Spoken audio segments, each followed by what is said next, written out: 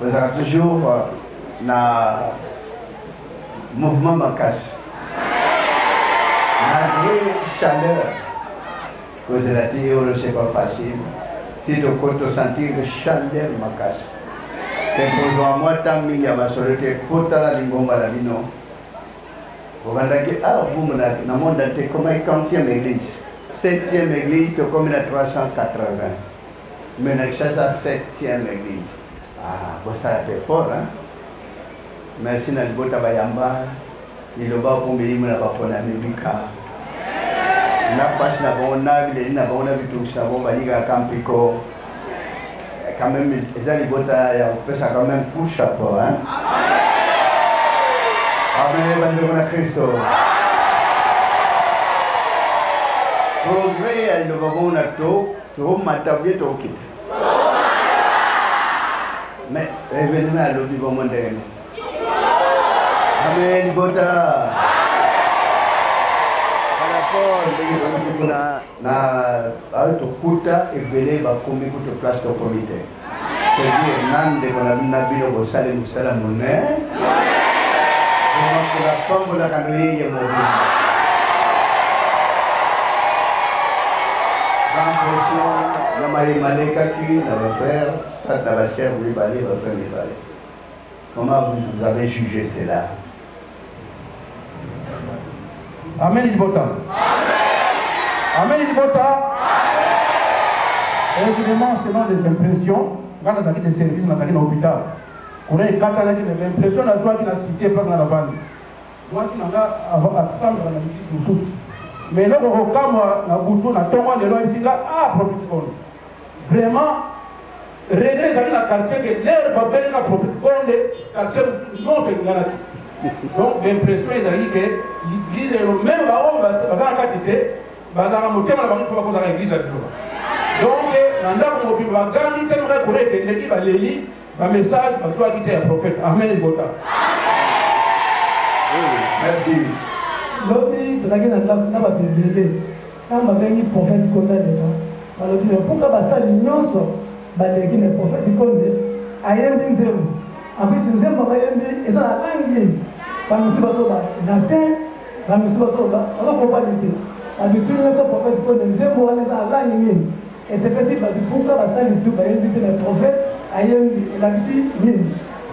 Allez, vraiment, l'impression pour l'église de l'ensemble, c'est vraiment extraordinaire. C'est ça pourquoi l'église de l'ensemble et les églises qui sont négligées, parce qu'on a autant de quartier, parce qu'on a encore l'église compliquée, subitement, Dieu a fait grâce malgré les combats, les autres ont côté à la confession religieuse. Or, pour la côte à la confession religieuse, ce n'est pas chose facile. Donc, les gens qui ont été salis, les autres églises, tous à la confession religieuse.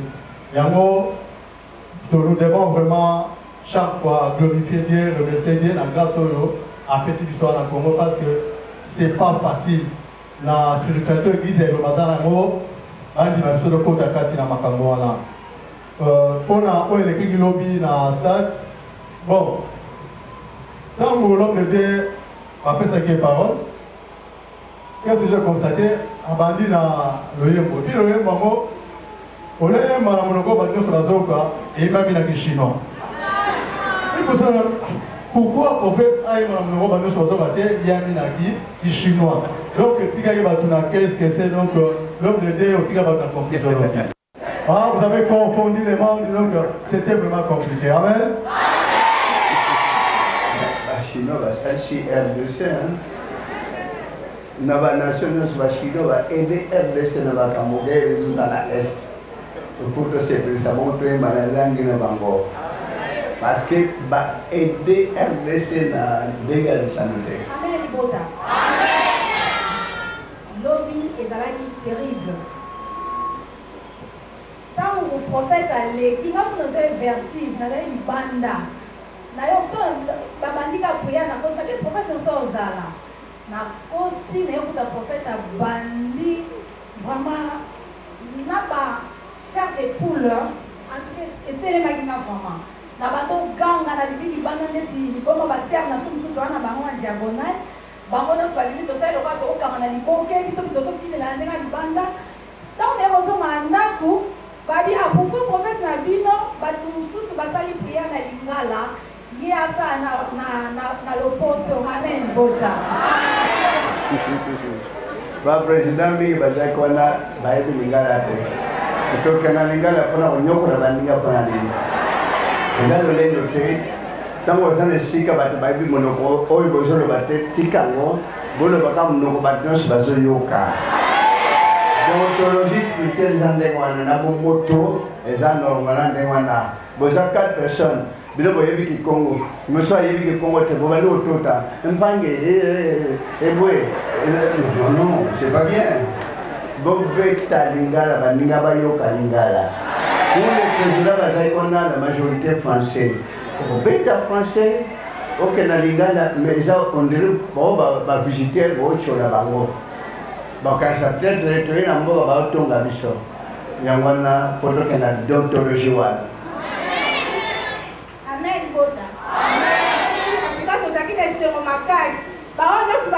balekaki mais tant l'homme déjà lekaki en tout cas esalaki mwa ambiance ntango balobi kaka ezalaki mosindami te mwa nzete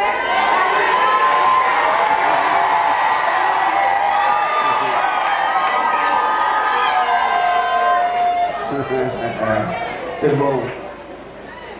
Amen, Libota. Naka kopesa mwa témoignage par rapport à makambo ya lobi lui elle était na stade mais nakozonga nsima na 2002 nazalaki na mosala esika nasalaka bato bazali kosala na ngai bazali kaka kotungisanga mingi alors chaque fois nga mpe nazali koyeba ya pa prophète kotungisa ye que ça ne va pas bazotungisa nazosala mosala malamu me bazotungisa ata nasali boye bazotungisa mosusu nake okuta papa azali na matete nayebisali papa na lembi mpasi eleki nyonso nazosala na mosala ezobonga te bandima te atali nga bweti alobi na ngai okokoma kimia kaka ntango Tshisekedi okoma président de la République na 2002 navandi natali papa apesi lipamboli na bini nakomi na libanda na matete nanunga wana telemi nani nayebisi mwana nazalaki na ye nalobi c'est comme si makambo mosusu profete alobaka nayokaka malamu te ajuni alobi nini alobi na ngai naokoma kimia na mosalaka na soki Tshisekedi akomi président de la République mwana alobi na ngai mama tondima kaka profete nde alobi tokoyi bandeko esala 17 ans profession wana 2002 à 2018 mokolo président Tshisekedi apretaki serment na bya liboso ntango alobi moi Tshisekedi Félix Antoine mwana yetisika abi mama prophétie ayebisaka yo Tshisekedi akoma président bandeko elekelaki ngai 17 ans après. C'est pour dire que c'est vraiment un homme de Dieu, l'homme qui a l'œil ouvert et Nzamba le la cahier, à mon cas yango déjà.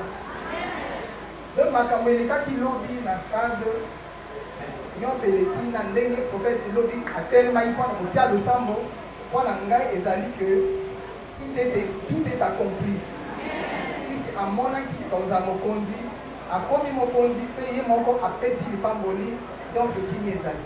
Amen. Merci. Amen. Mais ndeko na bino ata mboka munganga bimidi ba député ngaka na Bible na. Pe kala misal ndeko na bino bosali confession religieuse. Bozala kana na masala okola zopesa na sika bokomi mingi bokano za désigné. Pour représenter l'îlot. Mbang te bingi bakoloba prophète a désigné tous les mots. Ayeb cette chose a désigné mais quand malembe. Et ça a amené 5 jours, c'est la personne qui m'a amené dans l'Iloba. Et ça a PDG, plus tard, personne qui m'a amené PDG dans l'Iloba. Vous allez assurer, ma frère. Attends, pour le PDG ou PDG, bon, pour la serre, mon PDG, et ça le va faire. Lentement, mais vous allez assurer, c'est certain. Parce que na concours, il y a des gens Botumbwani. Kupanda isika mwana bana na moko. Mokonzi a rassuré que réunion nyos to balozana bonda ba makamkuna na biso ensemble. Pe modi do be pesaka. Ezaka pe comme ça tout le monde avant. Parole uti wapi? Parole ezaki ndekenini? Ah, parole est touchée, voilà, mais ça le salma pour la prendre la vie. Patience n'a pas mon akimia. Kimia on les a libérés, na libéré tous à la toujours pour progresser. Parce que les Canada, zamda bomo tatamza sakona sema tanpel kumpeke mambo kana bure.